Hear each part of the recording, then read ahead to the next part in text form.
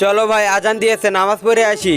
আরে ভাই, দোকান তো খোলা, আমরা যদি নামাজ পড়তে যাই তাহলে দোকান কে দেখবে? আরে ভাই, আমরা যদি দোকানে না থাকি তাহলে ওই দোকান আল্লাহ দেখবে। চল আমরা নামাজ পড়ে আসি।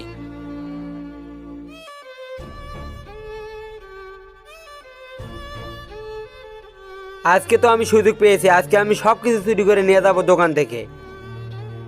কি চাই ভাই? একটা প্যান দেখেন আমাকে।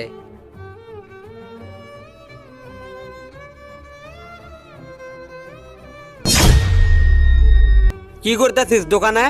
আরে পাগল নাকি? আপনিই তো প্যান দিয়ে গেলেন আমাকে, ওখান থেকে আবার এখনই আসলেন? আরে তুই পাগল নাকি? ও তো আমার সাথে নামাজ পড়তে গেছে। আরে ভাই, এই এক নম্বরের চোর, চলে যায় এখান থেকে।